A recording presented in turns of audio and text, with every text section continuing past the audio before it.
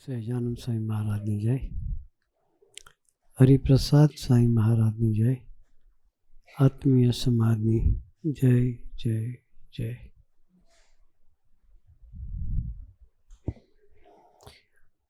બદલાપુરની ધરતી પર પહેલી વખત આવવાનું થયું. આપના બધાના દર્શન કરી ખૂબ આનંદ થયો.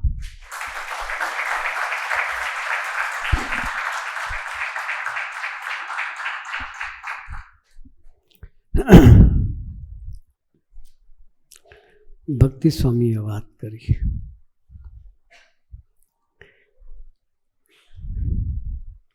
આપણે મહારાષ્ટ્રની ધરતી પર છીએ.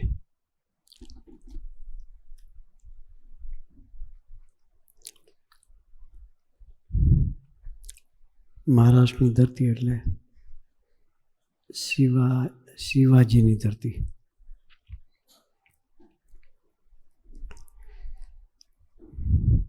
શિવાજીને કેમ યાદ કરીએ છીએ આપણે?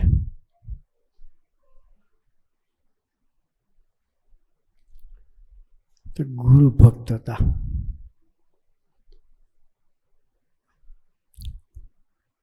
શિવાજીને સંભાળ્યા વગર રામદાસજી રહી શકતા નહોતા. ભક્તિ સાહેબ પ્રસંગ કીધો કે રામદાસજી રોજ શિવાજીને યાદ કરે. એ ન આવ્યા હોય તો કથા બી ચાલુ ના થાય. અને સાથેવાળા બીજા સેવકોને ઈર્ષા આવે કે શિવાજી એવું છે શું કે રામદાસ એને યાદ કરે છે. સરખે સરખા હોય, એકના વખાણ થતા હોય તો બીજાને ઈર્ષા આવે. શું આવે? સરખે સરખા હોય, એકના વખાણ થાય તો બીજાની ઈર્ષા આવે. આ મોટો રોગ છે. કેન્સર રોગ છે એના કરતાં બહુ મોટો રોગ. એ કાળે કોણ? હઠ માને ઈર્ષા એ ભયંકર રોગ છે. પેટમાં દુખવાનો પ્રસંગ ઊભો કર્યો. વૈદોને બોલાવો, આને બોલાવો, કંઈ સારું થયું નહીં. પછી બધા સેવકોએ પૂછ્યું, અમે શું કરીએ તમારી તબિયત સારી થાય? તો કે સિંહણનું દૂધ લાવો. સિંહણ પાસે જવું એટલે દૂધ ક્યારે આપે? નાના બચ્ચા હોય ત્યારે. રોજ સિંહણનું દૂધ મળે નહીં.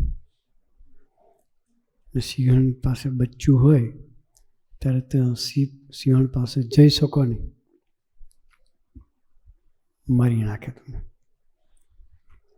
પણ છતાંય ગુરુની આજ્ઞા પાડવા માટે શિવાજી તૈયાર થઈ ગયા. કોઈ તૈયાર ના થયું. એ સિંહણનું દૂધ લાવ્યા.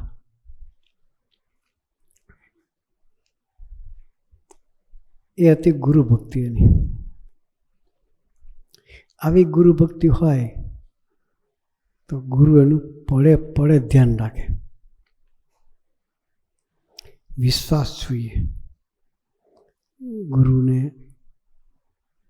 શિષ્યનો વિશ્વાસ આવે ને શિષ્યને ગુરુનો વિશ્વાસ આવે. એ હોય તો ગુરુ એની 24 કલાક ધ્યાન રાખે. સ્વામીજી એક પ્રસંગ કહેતા હતા.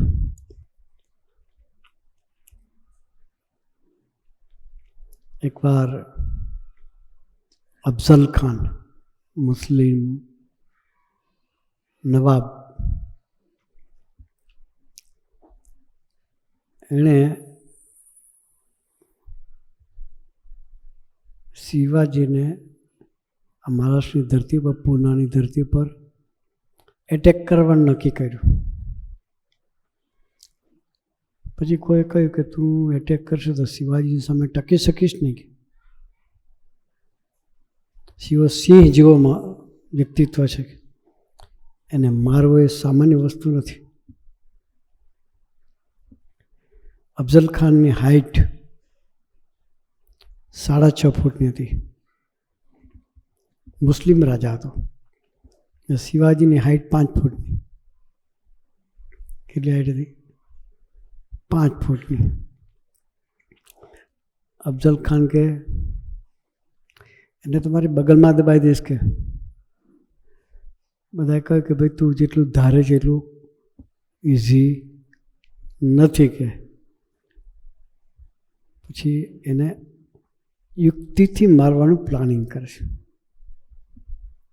અફઝલ ખાન શિવાજીને યુક્તિથી મારવાનું પ્લાનિંગ કરે છે કે એને સંધિ કરવા માટે સામેથી બોલાવો.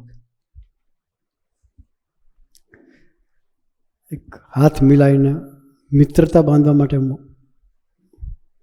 બોલાવો. પ્લાનિંગ કરે છે અને સંદેશો મોકલે છે. પણ પેટમાં કપટ હતું અફઝલ ખાનના કે એને ટેકનિકથી મારવાનું પ્લાનિંગ કર્યું. છાતી ઉપર છરાઓ બાંધી અને શિવાજી આવે ભેટી દબાઈને મારી નાખવાનું એ પ્લાનિંગ કરીને બેઠો હતો.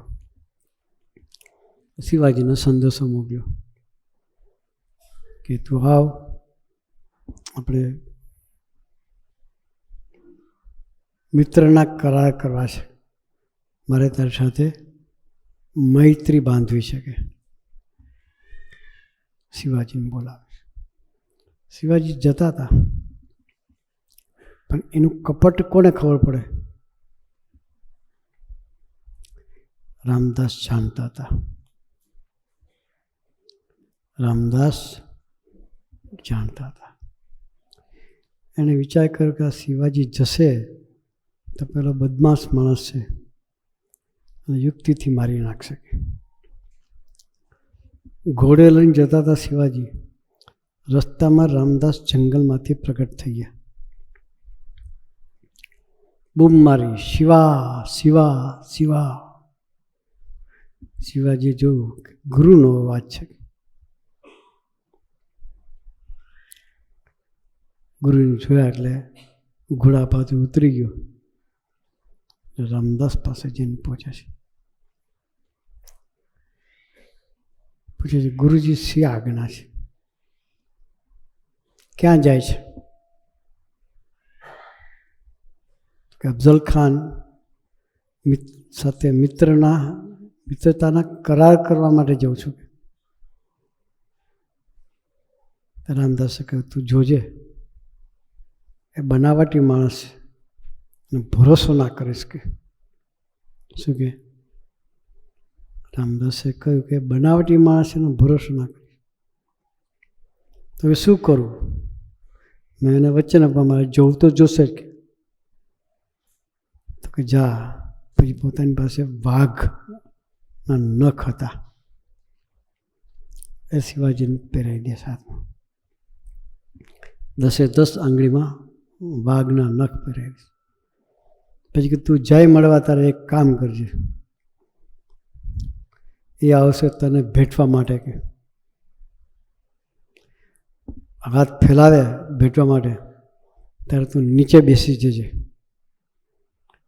નીચે બેસીને એનો જે કુર્તો છે ઊંચો કરી અને પેટમાં નખ મારીને ફાડીને મારી નાખજે. બાકી તું ઊભો હશે તો તને એ ભેટીને મારી નાખશે. શિવાજી જાય છે. ગુરુએ એની રસ્તામાં જ માર્ગદર્શન આપી દીધું. વાઘનખ પહેરાવ્યા.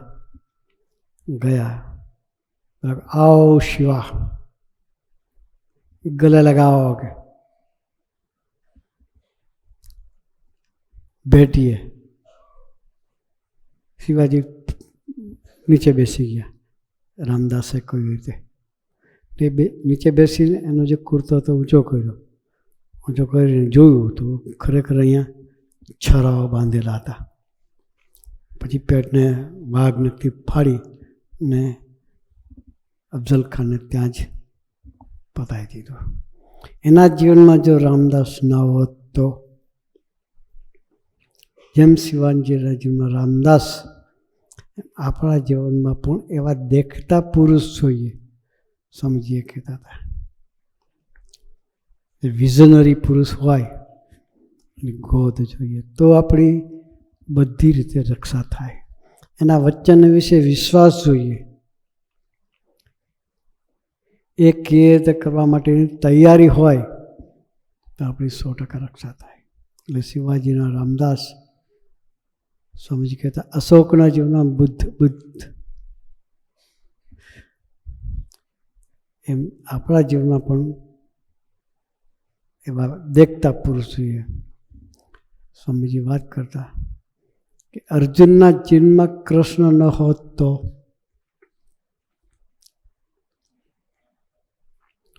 પડે કૃષ્ણ પરમાત્મા એના માર્ગદર્શક બન્યા છે.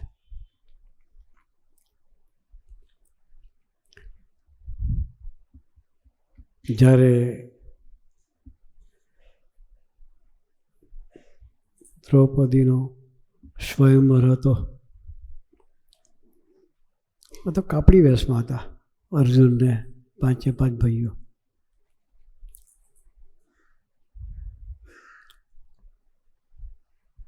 દ્રુપદ રાજાએ ત્રાજવું ગોઠવેલું. ત્રાજવા ઉપર ઊભા રહી અને ઉપર માછલી હતી એને વિંધવાની. એ જે વિંધે એને કન્યા પરણાવવાની. એ પ્લાનિંગ કરેલું. આજુબાજુથી બધા જ રાજવી દીકરાઓ ભેગા થયા હતા.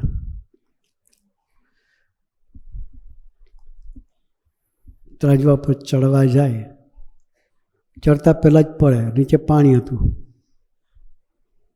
પાણીમાં પડે અને બધાની હસી મસ્કરી ઉડાડે. જેટલા રાજવી આવ્યા હતા એકે સક્સેસફુલી ઉપર ચડી શકેલો નહીં. બધા રાજાઓ થાક્યા. દ્રુપદ રાજાને થયું કે મારી દીકરી કુંવારી શકે શું? ત્યારે પાછળ કાપડી વેશમાં ઉભેલા અર્જુન એ તૈયાર થાય છે. બધા કે આ આદિવાસી જેવા લાગે કે અમે આ રાજવી પુરુષો, અમે આ કરી શકીએ, આ શું કરશે? ગયા. ઓફર બધા માટે હતી એટલે ના તો પાડી શકે નહીં. જાય છે, જોયું ત્રાજવું, પાણીની વચ્ચે ત્રાજવું હતું. ટેકનિકથી ત્રાજવાની વચ્ચે દાંડી પકડી એક સાથે બંને પગ ત્રાજવામાં મૂકી ગયા. એક પગ મૂકે તો બેલેન્સ જતું રહે. એક સાથે બંને પગ મૂકી અને ત્રાજવામાં ઊભો થઈ ગયો. બધાએ તાળીઓ પાડી, પણ ત્રાજવામાં ઊભા થવાથી કામ પતતું નહોતું. ઉપર માછલી હતી, નીચે પાણી હતું. પાણીમાં જોવાનું અને માછલું વીંધવાનું. ઉપર જોઈને નહીં, નીચે જોઈને જોવાનું. ચડ્યા તો ખરા, બાણ બી ચડાવ્યું, પણ નીચે જોયું તો પાણી હાલતું હતું. મોજા પાણીમાં આવતા હતા. વિચાર કર કે પાણીમાં મારે દેખાય ને તું નિશાન કરી તેલો.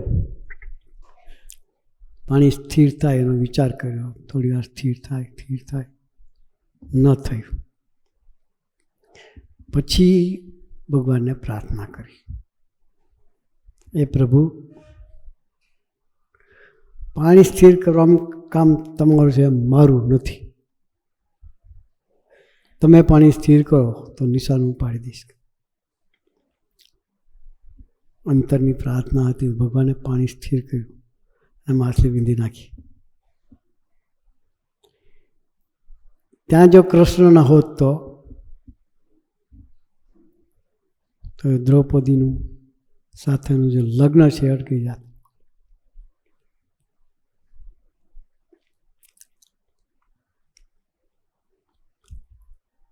જ્યારે યુદ્ધ ચાલુ થયું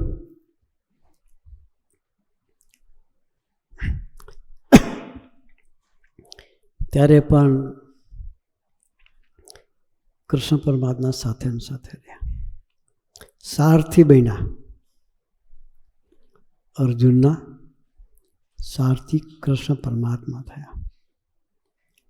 સામે કૌરવ પક્ષમાં ભીષ્મ, દ્રોણાચાર્ય, કર્ણ, કૃપાચાર્ય બધા ધુરંધરો હતા. અર્જુન તો બાળક કહેવાય એની આગળ. યુદ્ધમાં સામસામા આવ્યા. એકવાર તો બધાને જોઈ અર્જુન નર્વસ થઈ ગયો કે મારે યુદ્ધ નથી કરવું. કૃષ્ણ પરમાત્મા એને બળ આપ્યું.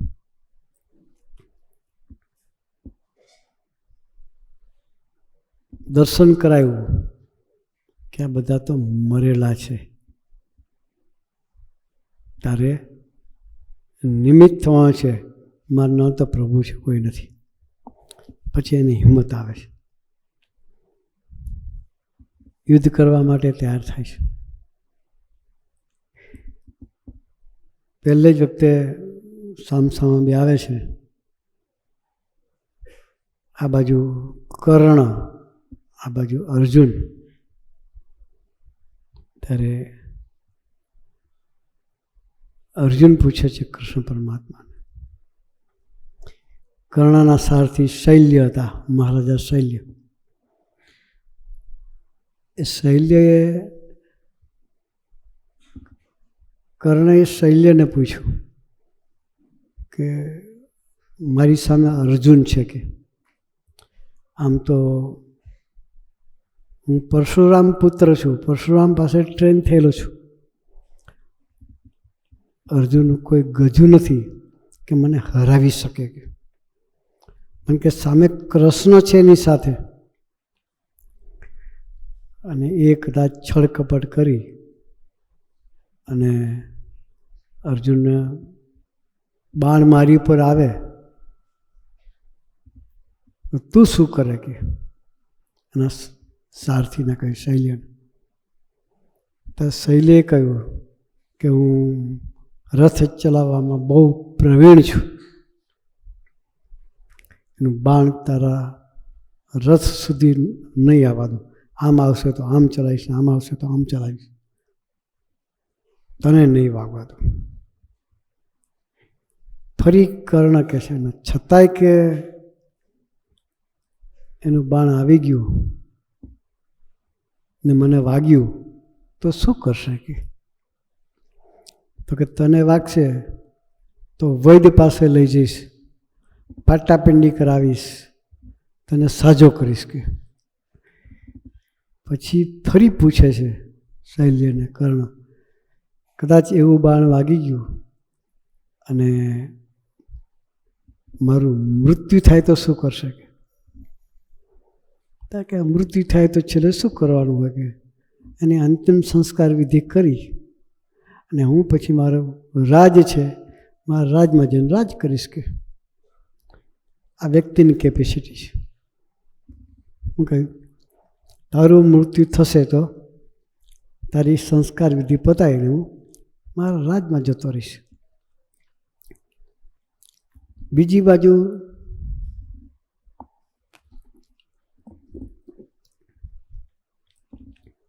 આવો જ પ્રશ્ન અર્જુન કૃષ્ણને પૂછે છે કે પ્રભુ તમે મારા સારથી તો થયા કે, પણ કર્ણની બાણ વિદ્યા આગળ હું તો છોકરું કહેવાઉં કે.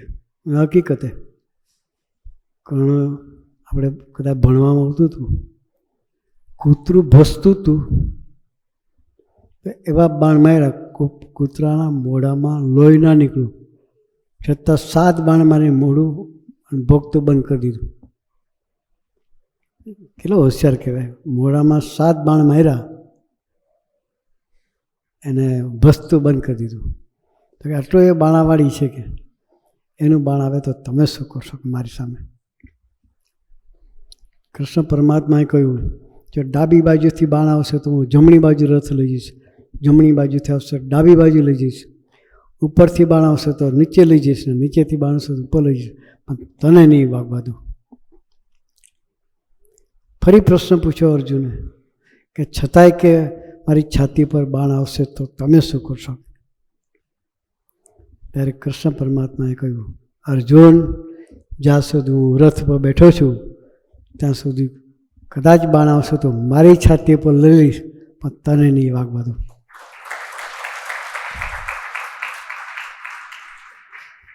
પોતાની છાતી પર ઘા લેવા કોણ તૈયાર થાય?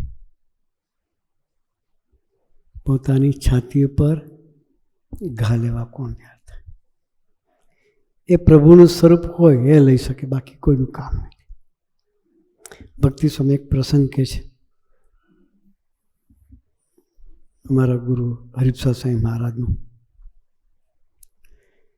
સ્વામીજી અહીં બોમ્બેની ધરતી પર આવતા હતા. રાતની ટ્રેન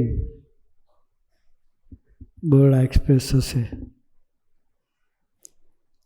11:30 ટ્રેન બરોડાથી ઉપડે,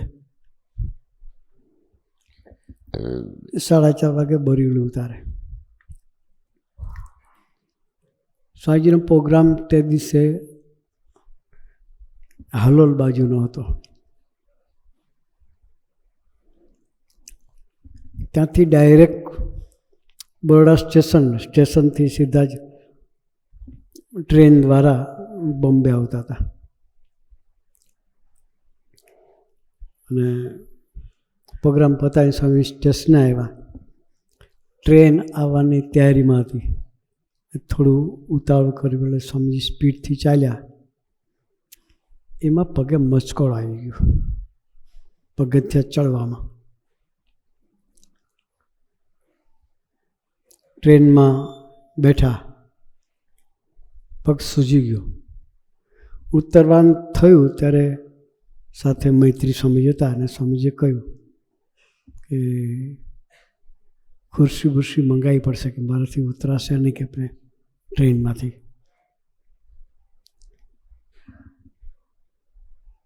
ભક્તિ સાહેબને ફોન કર્યો કે આજે સ્વામીજી પધારે છે અને પગમાં મોચકોડ આવ્યો છે એટલે ઉતરવાનું ફાવશે નહીં, ખુરશીની વ્યવસ્થા કરજો.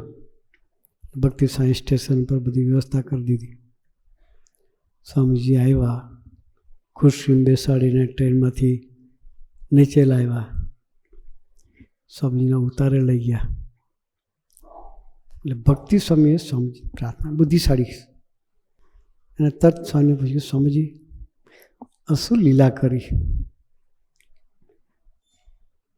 આપણે કરીએ ભવાઈ કહેવાય, મોટા ભૂલ કરે લીલા કહેવાય.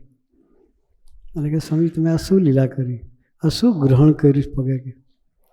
કે જવાદન ભક્તિ કે મારો ઉતાવળીયો સ્વભાવ, મોટા પુરુષ બી કેટલા સહજ અવસ્થામાં વાત કરે કે મારો ઉતાવળીયો સ્વભાવ એક સાથે બે પગથિયાં ચડવા ગયો, એમાં પગ મચકોડાઈ ગયો કે અને આ થયું કે. તો ભક્તિ સાહેબ બુદ્ધિશાળી કે સ્વામીજી આપ ભલે જે કહેતા હોય આપણું અમારે જેવું ના હોય કે ઉતાવળથી પગથિયાં ચડવામાં તમને મચકોડ આવે અને તમે ચાલી ન શકો, એ અમારા મહિનામાં આવતું નથી. તમે કોનું ગ્રહણ કર્યું છે એ કહો. ના ના ના ભક્તિ એવું કશું નહીં, તું વિચાર ના કરીશ કે. ભક્તિ સાહેબ ના સમજ એવું નહીં કે કોનું લીધું કહો. તો સમજ કે જો મારા પગ પર ના આવ્યું હોત તો 3 છોકરા ઓન ધ સ્પોટ મરી જવાના હતા, ધામમાં જવાના હતા. ભક્તિ સ્વામી એક 3 છોકરા ધામમાં જવાના હતા. પછી એનું થોડુંક માઇન્ડ બુદ્ધિશાળી, એટલે તો તેને વિચાર કર્યો કે સાંઈનો પ્રોગ્રામ ક્યાંનો હતો, પેલો પૂછીએ આપણે. પછી ત્યાં તપાસ કરી, બરોડા ફોન કર્યો, ખબર પડી કે સ્વામીજી હાલોલ ગયા હતા. ત્યાંથી બાઇક ડાયરેક્ટ સ્ટેશન આવ્યો અને સ્ટેશનથી ટ્રેનમાં બેસવા જતાં પગનો મોચકોડ થયો. એટલે એ ટાઈમ પિરિયડમાં આપણે પૂછીએ, એટલે પૂછ્યું તો કે સ્વામીજી હાલોલ ગયા હતા. પછી જે પ્રદેશ સંત હાલોલમાં સેવા કરતા હતા એ સંતને પૂછ્યું કે તમારે ત્યાં કંઈ થયું છે કે? તો એ જે નિર્ગુણ સ્વામી હતા, એ નિર્ગુણ સ્વામી કંઈક ભક્તિ સ્વામી કે સ્વામીજી સભા કરવા આવ્યા હતા અને અમે 2 ટ્રક એમાં છોકરાઓને લઈને ગયેલા. કે વળતા આવતા એક ટ્રક રસ્તામાં ઊંધી પડી ગઈ, આખી પલટી ખાઈ ગઈ. બધા જ છોકરા ખાડામાં, એની પર ટ્રક ઊંધી પડી. એટલે કે બીજા બધા છોકરા તો સરસ સાબુત નીકળ્યા, 4 છોકરા મળ્યા નહીં. કે જે 4 છોકરા ન મળ્યા, બાકી બધા નીકળી ગયા. પછી જોયું કે સારું કે 4 છોકરા મળતા નથી. પછી હાઇડ્રોલિક વાળાને બોલાવીને ટ્રક ઊંચી કરી, જોયું તો 4 છોકરા એ ટ્રકના નીચે હતા. પેલા જે બહાર પડ્યા હતા બધાને થોડું થોડું વાગેલું, પણ 4 છોકરા જે અંદર દબાયેલા એમાંથી કોઈને ઘરકો સરખો પડેલો. કે સ્વામીજીએ બહુ મોટી રક્ષા કરી. સ્વામીજીએ રક્ષા ના કરી હોત તો 4 છોકરા ધામમાં જાત. ત્યારે ભક્તિ સ્વામીને લિંક બેઠી કે સ્વામીજી કહ્યું હતું કે આજે મારા પગ પર ના આવ્યું હોત તો 4 છોકરા ધામમાં જાત. એમ પોતાના છાતી પર બાણ લેવાની જે વાત કૃષ્ણ પરમાત્માએ કરી કે કર્ણનું બાણ આવશે તો મારી છાતી પર લઈશ, તને નહીં વાગવા દો. આવા પુરુષ ધરતી પર હોય એની સાથે સંબંધ આપણે કરવો પડે. સ્વામીજી એવા પુરુષ હતા, એટલે દરેકના દુઃખ સૂળીનું દુઃખ કાઢે સારે, પોતાને માથે લઈ અને સુખ્યા કરે. આવા પુરુષની ગોદ આપણને મળી છે. સ્વામીજી ખૂબ આવતા હતા. ડોંબિવલી સુધી સ્વામીજી બહુ વખત આવ્યા છે. એ વખતે આ તમારું દ્રષ્ટિમાં આવ્યું હશે કદાચ. બદલાપુર, ઘાટકોપુર ને બધે સ્વામીજી બહુ આવ્યા છે. પ્રસાદીની ધરતી. આપણે પણ અહીંયા એવો સરસ સત્સંગ થાય છે.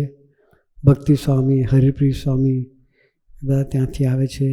અહીં પણ 3-4 દીકરાઓ સરસ.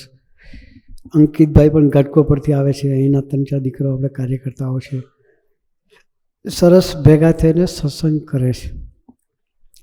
તો આપણે પણ અઠવાડિયે કલાક એક સત્સંગ માટે કાઢવો છે. તો આપણી તનથી, મનથી, ધનથી ને આત્માથી બધી રીતે ભગવાન આપણી રક્ષા કરે. આત્માની રક્ષા બહુ મોટી રક્ષા છે. કદાચ તનથી થાય, ધનથી થાય, મનથી થાય, પણ આત્માની રક્ષા એ ભગવાન કરી શકે. આપણને એવા પુરુષની ગોદ મળી છે. સ્વામીજીએ આપણને ભક્તિ સ્વામીને હરિપ્રિય સ્વામી જેવા પ્રતિ સંતની ગોદ આપી છે. તો અઠવાડિયે 1 કલાક એક સત્સંગ માટે કાઢી આપણે પણ આપણી યાત્રા ભગવાન તરફ ચલાવતા રહીએ. એ ચલાવવા માટે ગુરુ હરિ આપણને સૌને ખૂબ ખૂબ બળ બુદ્ધિને શક્તિ આપે. એ જ પ્રાર્થના સહજાનંદ સ્વામી મહારાજને.